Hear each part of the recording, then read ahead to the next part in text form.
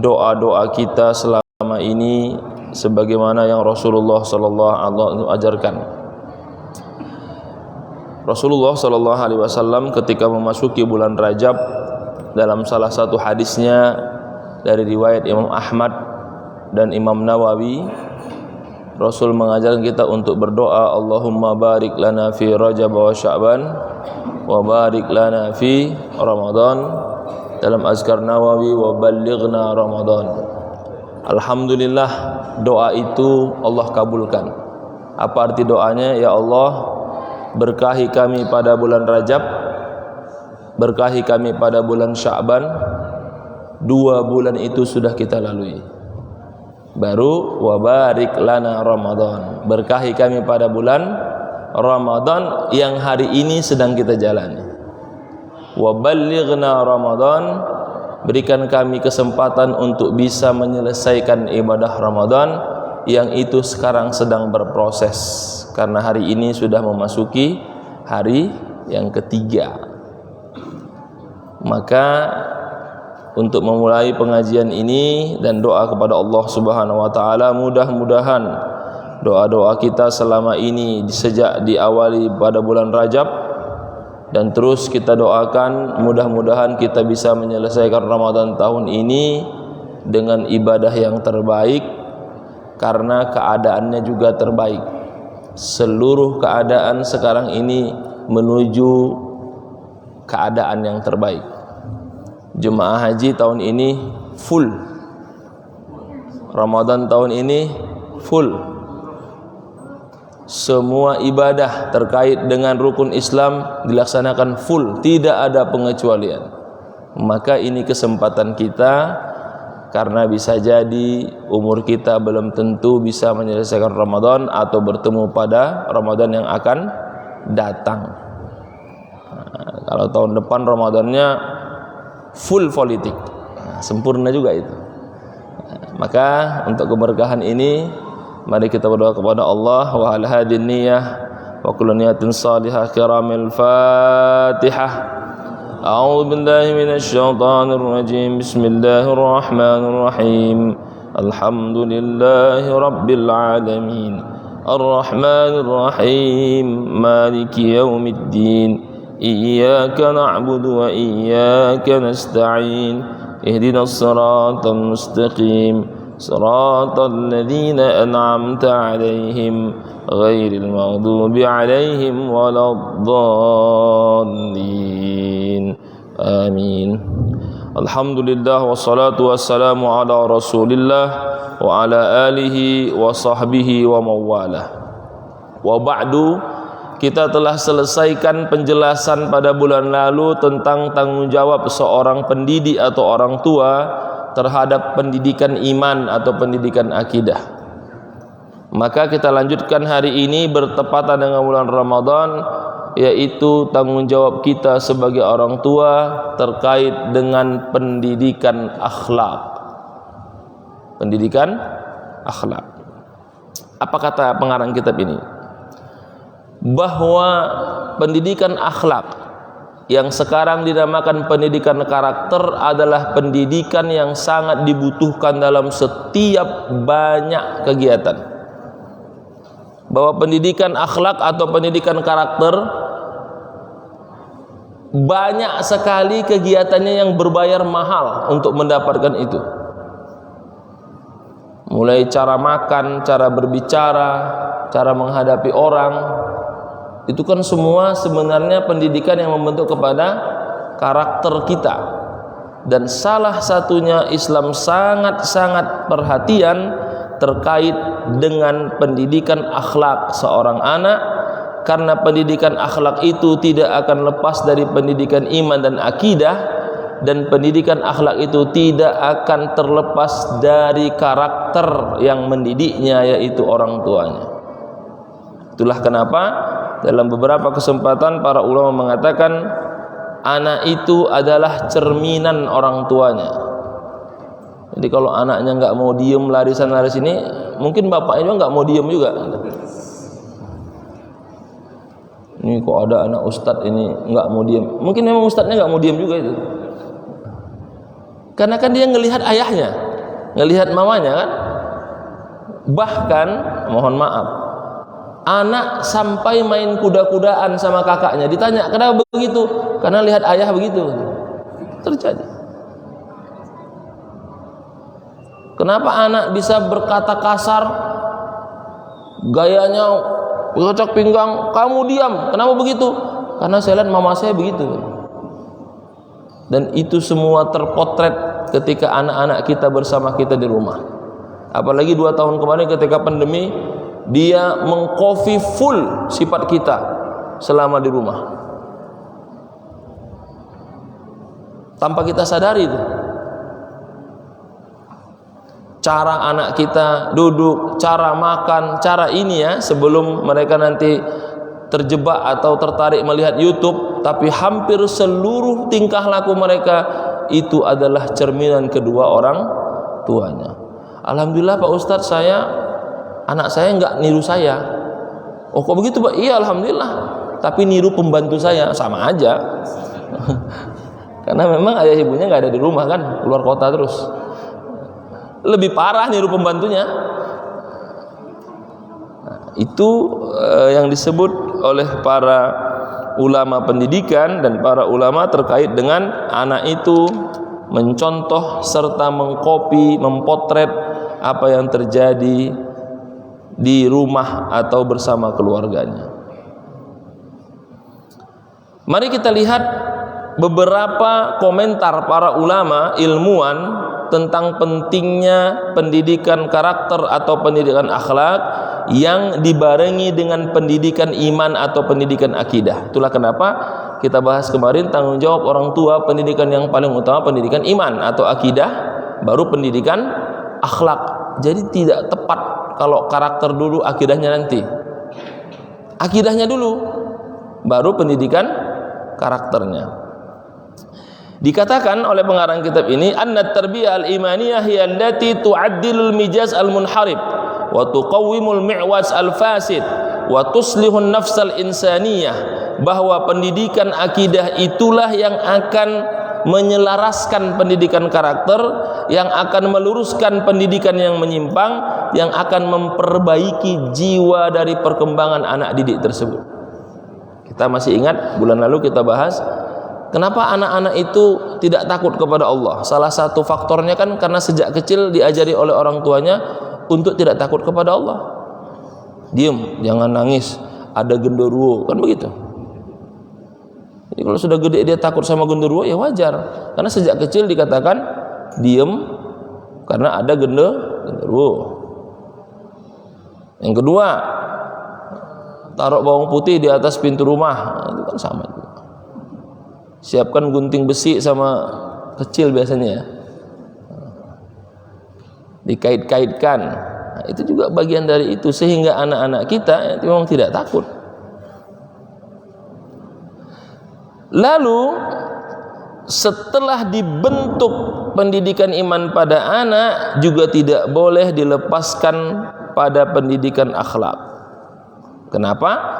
Karena pendidikan akhlak adalah perwujudan dari pendidikan akidah itu sendiri. Dia percaya kepada Allah, maka sikapnya harus menunjukkan dia percaya kepada Allah. Apa itu? Anak tidak berbohong, anak tidak menyakiti orang lain, anak tidak mengganggu orang lain, karena Allah sudah mengatakan, jika engkau berbohong, Allah Maha tahu asal apa yang kau lakukan. Jika engkau menyakiti orang lain, Allah tidak suka dengan hambanya yang suka menyakiti orang lain. Nah, itu kan perwujudan daripada pendidikan iman itu. Mari kita lihat pendapat para ulama besar terkait dengan pendidikan karakter ini. Yang paling terkenal berkata Mahatma Gandhi. Nah, kita tahu Mahatma Gandhi, tokoh besar non muslim. Dia katakan bahwa agama dan akhlak itu dua hal yang tidak terpisahkan, dua sisi mata uang yang saling mendukung satu dengan lainnya. Kalau agama itu adalah rohnya, maka akhlak itu adalah jasadnya.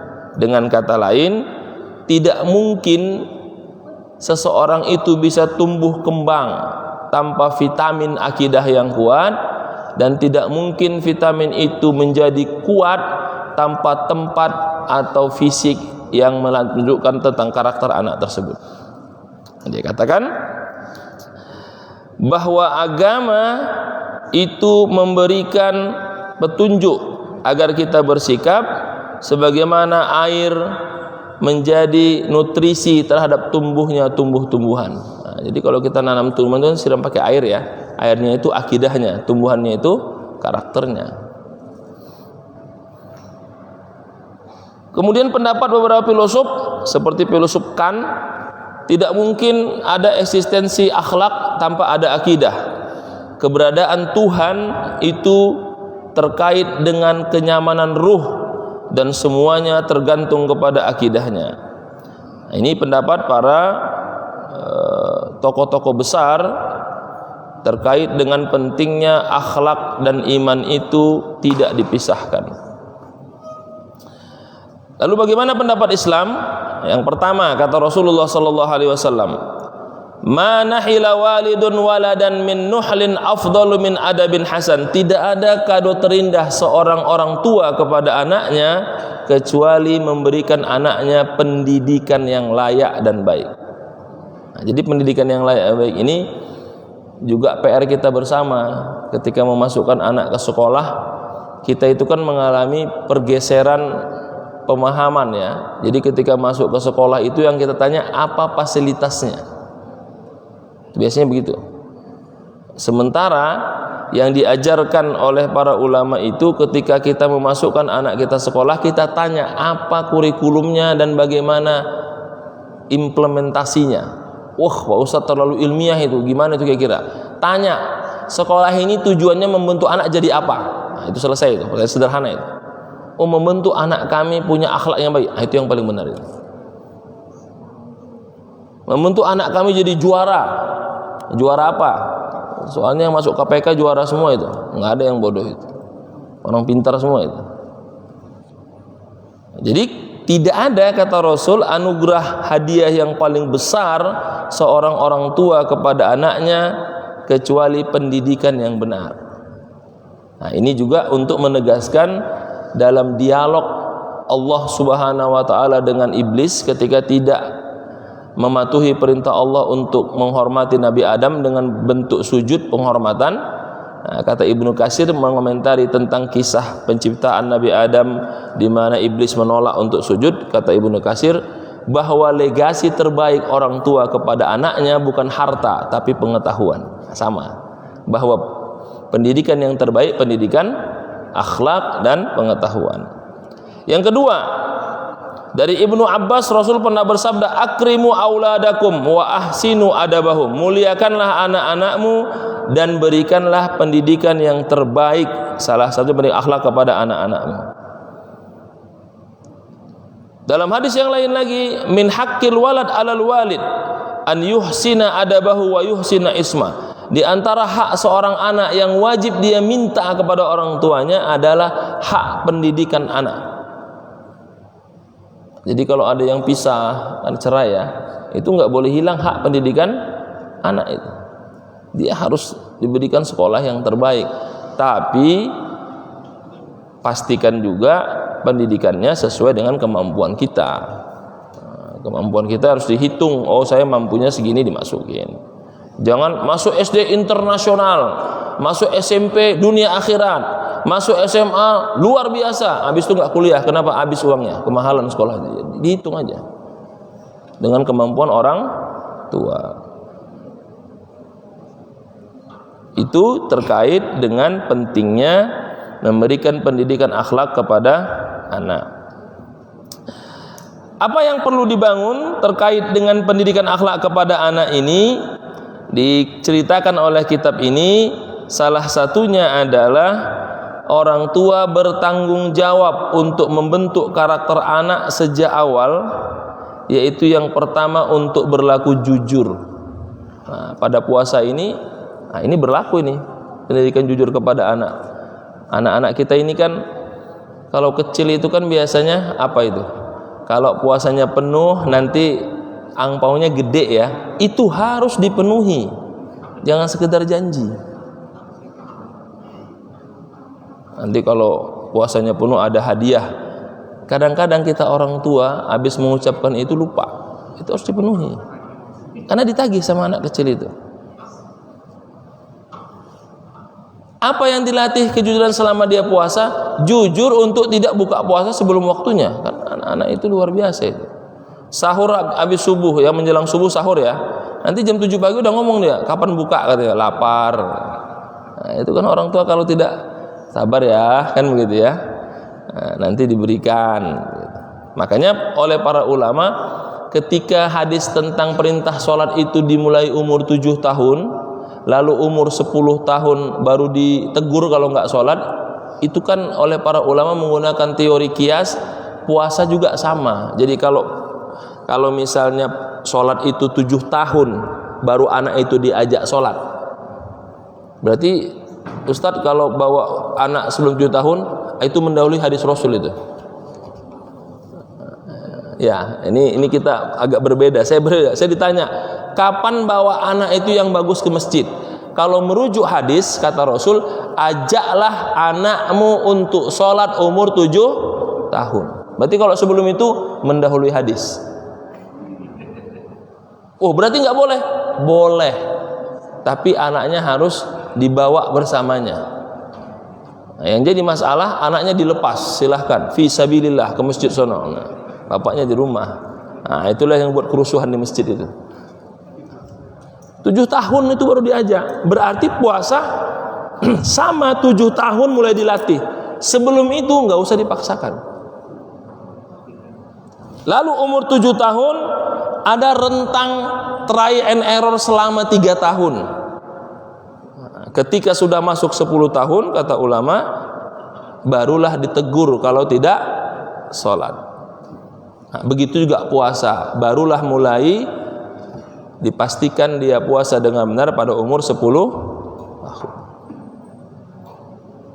Jadi kalau ada anak kita sebelum 7 tahun sudah puasa penuh, apa kita harus bangga? Tidak.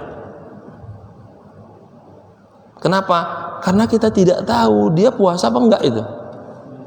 Oh, enggak puasa, anak saya full. Dari mana bapak tahu bahwa anak bapak selama 1 hari itu enggak makan? Kita enggak tahu. Bisa aja kita lihat kelihatannya dia, puasa.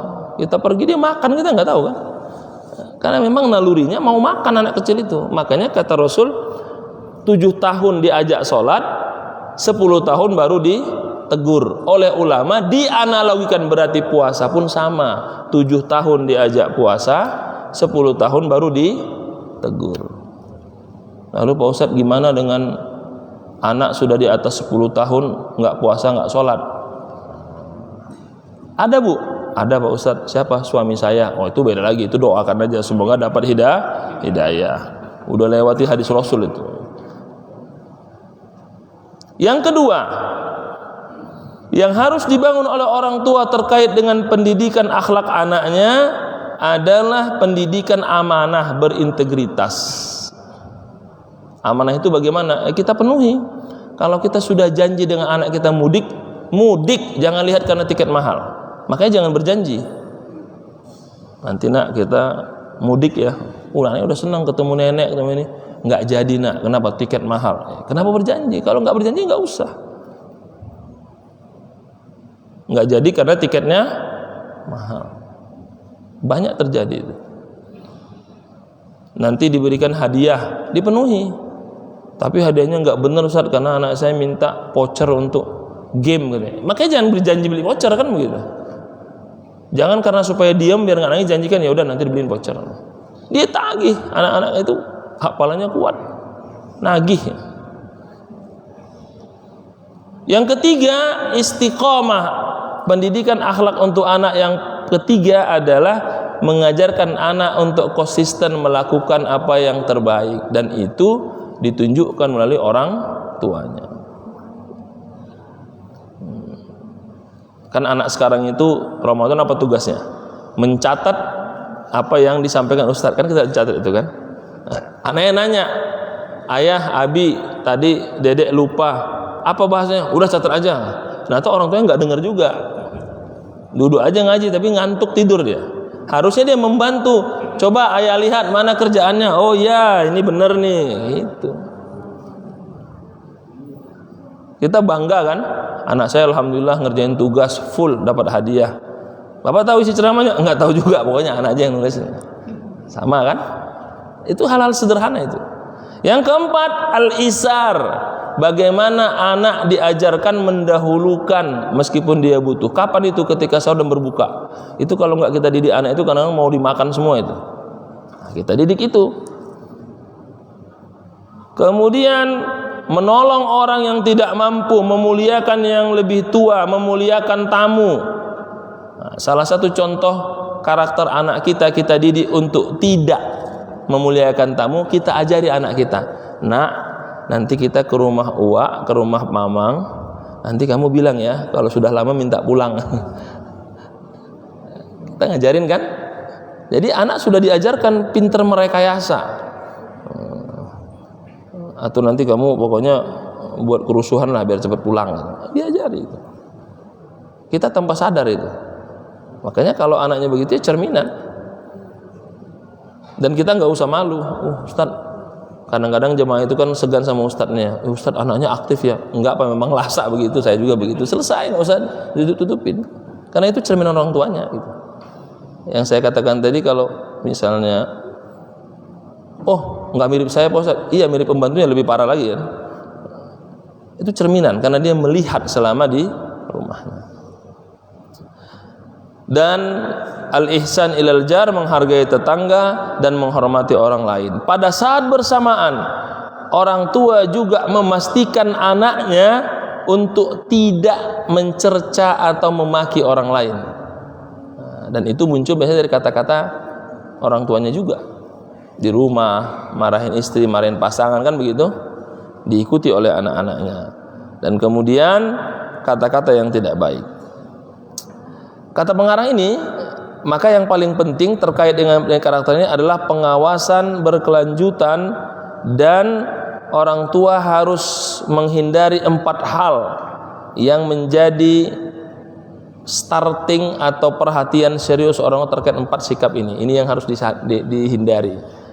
Pendidikan karakter ini harus mengantisipasi 4 sifat yang paling berbahaya ini. Kata pengarang ini, yang pertama apa? Zahiratul kazib. Apa itu? Pendidikan karakter harus mengantisipasi, harus mewaspadai 4 hal. Yang pertama apa? Ketika anak sudah mulai berbohong. Jadi yang pertama, ketika anak sudah mulai berbohong. Kenapa? Karena ketika anak sekali berbohong dan dia lolos dari pengawasan orang tuanya, maka dia akan berbohong dan berbohong. Misalnya terkait anak minta uang jajan lebih ya, mana uangnya? Dibeliin makanan, kok masih kurang? Ternyata dibeliin mainan gitu ya. Itu dijelaskan, nak nggak boleh bohong, kalau butuh mainan bilangin biar dibeliin gitu. Karena ketika anak sudah berhasil berbohong pada satu kesempatan, dia akan membuka pintu-pintu berikutnya untuk berbohong. Dan kebohongan anak itu diawali dengan orang tua abai, nggak apa-apalah sekali-sekali berbohong. Itu harus ditegaskan, diwaspadai. Nak, berbohong itu salah satu ciri-ciri orang munafik. Lalu kata anaknya, ayah juga bohong, kemarin janji nggak ditepati. Segera perbaiki. Di antara tradisi anak mengkritik orang tuanya, bahkan saya sendiri, misalnya janji ayahnya akan menyaksikan penampilan anaknya, tapi ayahnya nggak ngejemput kan. Janji nanti ayahnya yang jemput anaknya, betul? Tiba-tiba nggak jadi kan. Nah, itu bagi anak tanda-tanda berarti menurut anak itu, saya boleh berbohong karena ibu dan ayah saya juga berbohong. Nah, sebagai orang tua, pastikan anak itu jangan sampai memulai kebohongannya, karena ketika satu hal dia lakukan itu, maka itu akan menimbulkan kebohongan-kebohongan berikutnya. Bagaimana Rasulullah SAW menyampaikan dalam beberapa hadisnya, ada 4 sifat yang kalau dimiliki salah satunya maka dia telah menjadi orang munafik. Salah satunya kalau berbicara dia berbohong. Kalau bicara dia berbohong. Yang kedua, dari hadis Rasulullah dikatakan ada 3 golongan yang Allah tidak ingin melihatnya, bahkan tidak mau menyebut namanya pada hari kiamat. Menolehnya pun tidak, menyebutnya juga tidak, bahkan tidak menggubrisnya. Kata Rasul, 3. Salah satunya apa? Malikun kazzab, pemimpin yang suka berbohong. Ini biasanya kalau udah hadis ini dibacakan, oh ada yang cocok, diambil langsung update status, pemimpin yang bohong.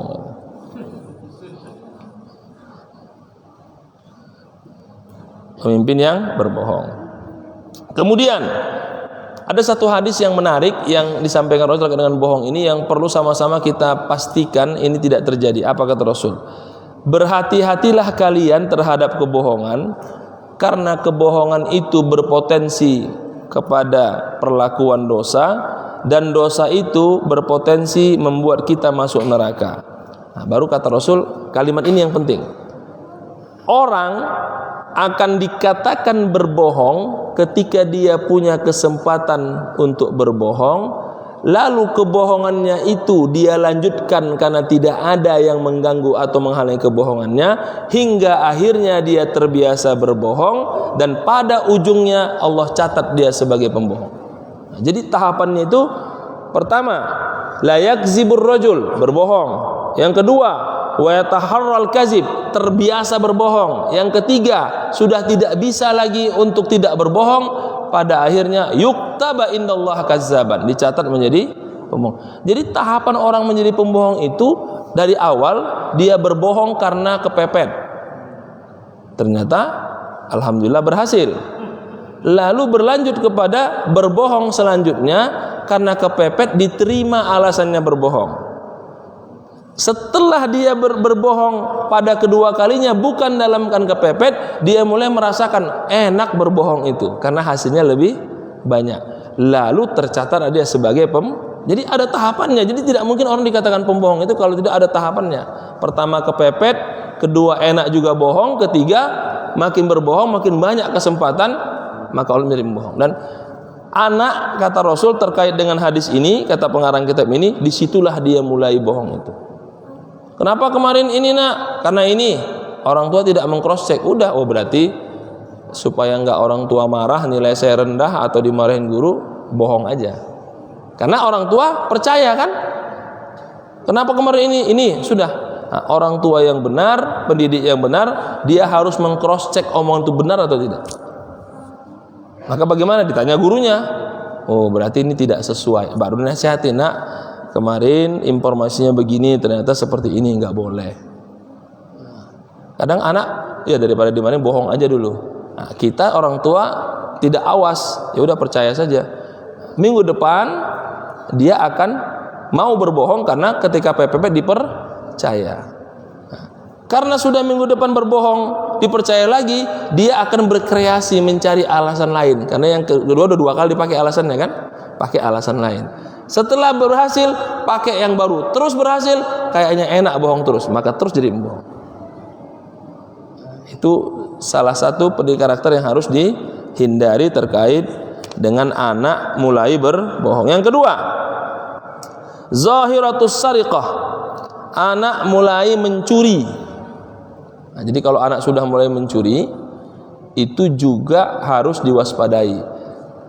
Pengarang ini mengatakan tentang penyakit kleptomania yang sering mengambil itu karena di awal dibiasakan. Misalnya anak mengambil bukan haknya, nggak apa-apa namanya anak-anak. Mulai kapan itu? Kalau ada makanan datang tamu atau ada makanan yang bukan haknya. Misalnya kalau dia berdua, ini makanan kakaknya, ini makanan adiknya, diambil sama adiknya. Kata orang tua nggak usah, nggak apa-apa kan punya kakaknya. Diambil punya ayahnya, oh nggak apa-apa namanya anak-anak.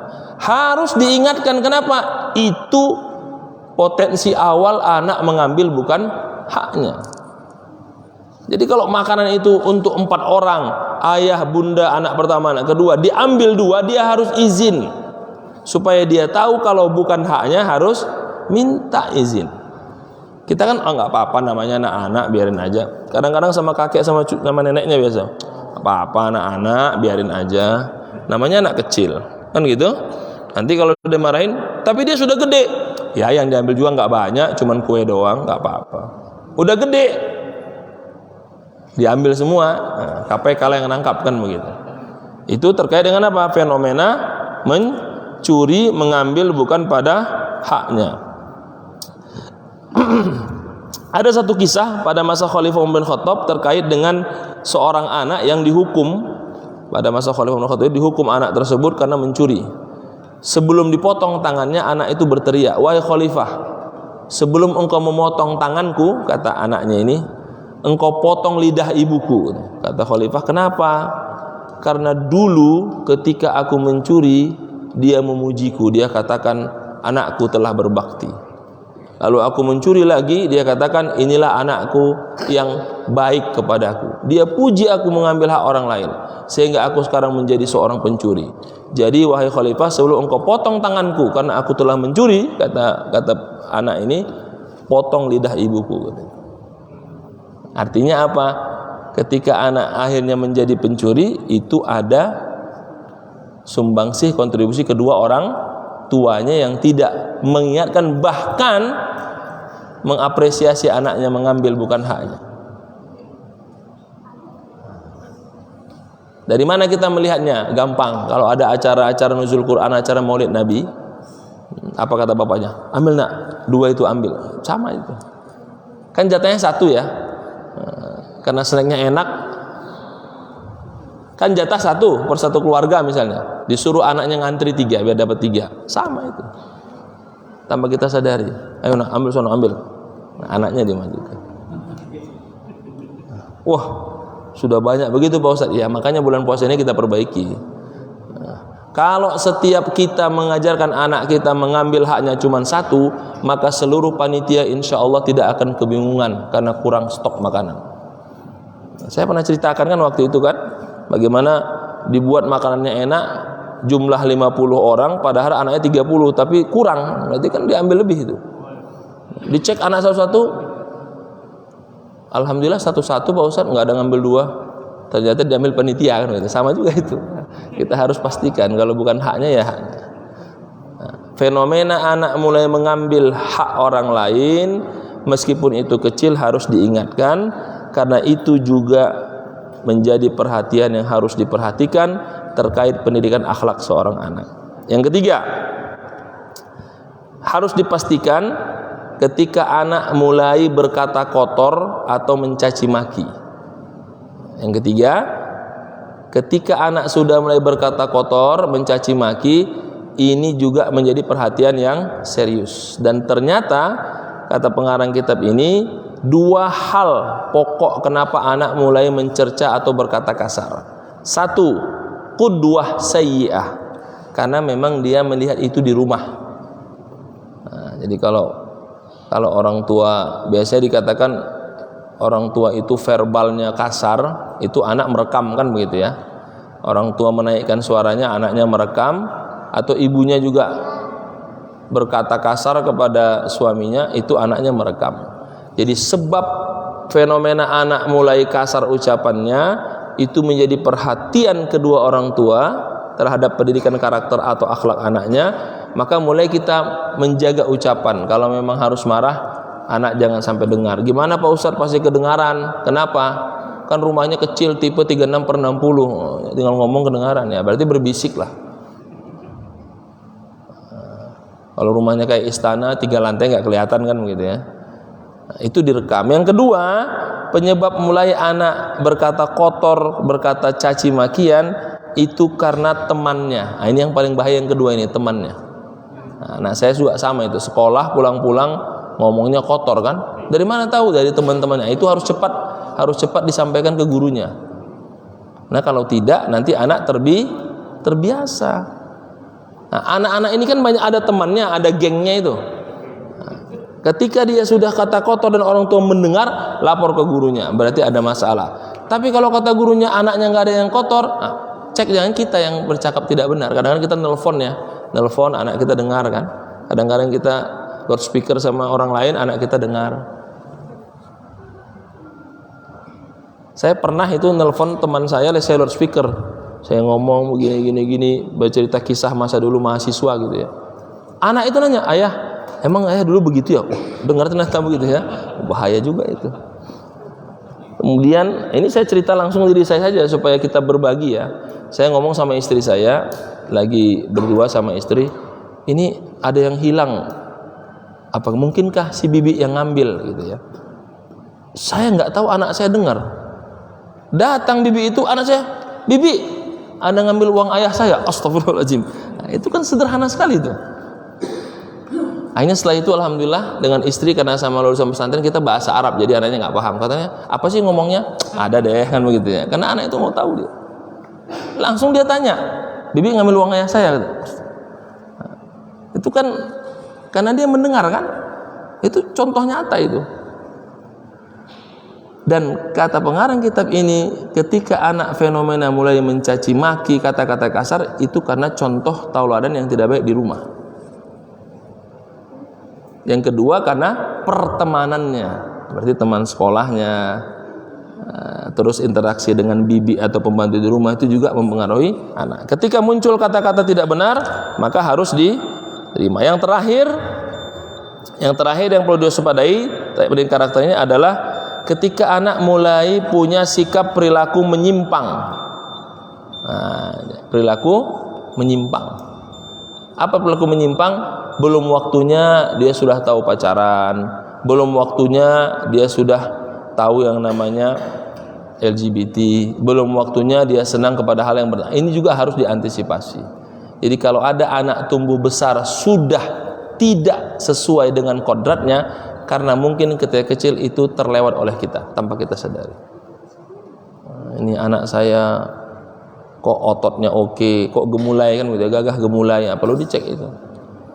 Ini anak saya kok senangnya dengan perempuan aja mainnya, perlu dicek itu.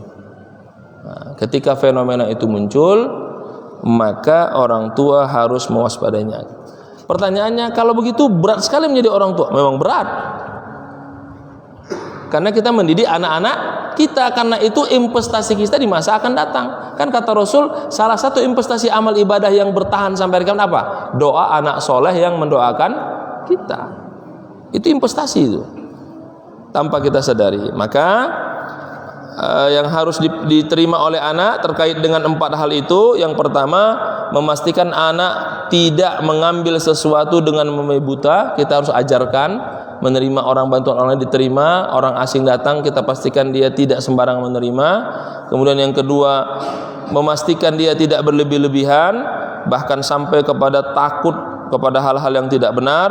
Kemudian memastikan anak kita tidak mengikuti kegiatan yang luar biasa, kita harus pastikan itu. Dan yang terakhir, memastikan anak jangan sampai jatuh kepada perbuatan haram Allah Subhanahu wa taala. Jadi ibadah puasa sekarang pelatihan yang paling baik, anak diajarkan sahur, bagaimana makan yang benar. Ketika berbuka anak diajarkan mengambil haknya, kalau berlebih minta izin, jangan kita biarkan. Yang terakhir, menjaga anak untuk amanah dengan puasanya. Kalau kita sudah kadung berjanji, penuhi janji itu. Nah, mulai sekarang kita catat, karena kadang-kadang kepada anak ini biar supaya dia tidak berisik, tidak ribut, kita berjanji ya. Dan janji itu akan dikenang oleh anak. Ketika kita sudah berjanji tidak kita tepati, maka anak akan mengatakan, paling ayah janjinya janji palsu. Dan itu sama-sama menjadi perhatian kita. Para jemaah yang saya muliakan rahmat Allah Subhanahu wa taala, pendidikan karakter ini oleh pengarang kitab ini menjadi sangat penting jika dibarengi dengan akidah yang kuat. Orang tua bisa mengajarkan anaknya, bisa memantau anaknya dengan baik, juga kalau orang tuanya punya akidah yang kuat. Nah, 2 hal ini tidak bisa dipisahkan. Maka bulan Ramadan kali ini merupakan momentum yang luar biasa untuk menjadikan akidah anak kita benar dengan banyak ritual keagamaan. Pada saat bersamaan juga kita pastikan dia konsisten dan punya integritas ketika mengerjakan tugas-tugas dari sekolahnya. Ini salah satu contohnya ya. Kalau memang anaknya nggak sholat, tulislah nggak sholat, jangan diceklis semua.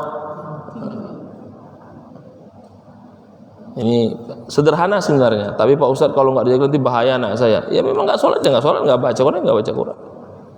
Tapi nanti nilainya rendah. Nah, itulah salah satu bukti bahwa kita belum memberikan contoh yang baik. Saya kira itu hal-hal yang bisa disampaikan karena terkaitkan dengan bulan Ramadan di bulan yang penuh berkah ini. Jika ada yang mau ditanyakan, saya persilahkan. Mungkin ada pengalaman. Assalamualaikum warahmatullahi wabarakatuh. Silakan Pak. Assalamualaikum warahmatullahi wabarakatuh. Waalaikumsalam warahmatullahi wabarakatuh. Ada kalanya anak-anak ini lebih cenderung mendengarkan kata orang lain. Ya. Katanya dan gurunya, Ya. apa sebabnya? Baik. Kenapa anak itu mendengarkan kata gurunya dia lebih takuti ketimbang kata orang tuanya? Kenapa? Karena dia memang sudah nggak percaya sama orang tuanya, itu masalahnya. Kan memang itu masalahnya. Saya dulu adalah anak tahun 80-an. Kalau sudah orang tua berkata akan kita patuh. Nggak pernah kita bantah itu. Apalagi tipe orang tua kita atau orang tua itu nggak banyak ngomong, diam aja. Dia diam saja dengan matanya begini kita sudah paham itu dia marah kan. Kalau sekarang didengarnya sama anak kita enggak. Berarti masalahnya bukan karena dia tidak mau dengar kepada kita, karena kita tidak layak didengar. Kita harus perbaiki itu. Ketika sudah anak takut dengan kita, saya dengan anak saya pertama begitu takut, berarti ada masalah. Berarti kita rubah polanya, berarti tidak bisa seperti itu. Tapi kalau dikatakan anak itu lebih senang kepada gurunya, karena pertemuan dengan gurunya satu hari hanya 3 jam. Pertemuan dengan kita hanya satu hari 20 jam. Tentu kita harus lebih maksimal menjaga tua. Jadi ada Ustaz, anak itu lebih senang kepada gurunya, dia nggak mendengar kata orang tuanya. Kan sering begitu ya kalimatnya ya. Itu kalimatnya benar, tapi sebenarnya itu sedang menampar muka kita. Berarti kita sebagai ayah sedang dipertanyakan kapasitasnya. Iya, sedang dipertanyakan kapasitasnya. Maka kalau sudah seperti itu kita perbaiki. Bagaimana memperbaikinya? Mulai kita mengingat-ingat dulu kita pernah berjanji nggak sama anak kita. Dulu kita pernah menyakiti anak kita. Kalau kita sudah ingat, insya Allah.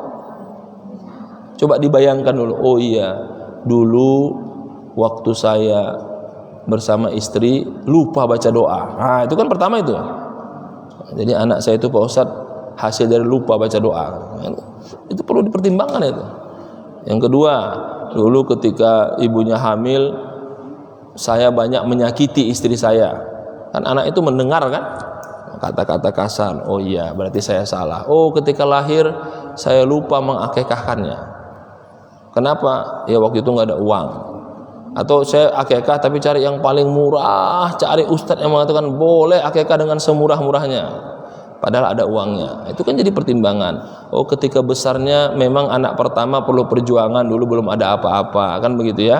Nah, kadang-kadang ngomong sama istri, anak mendengar merekayasa sesuatu. Kita gimana nih, mudik nggak?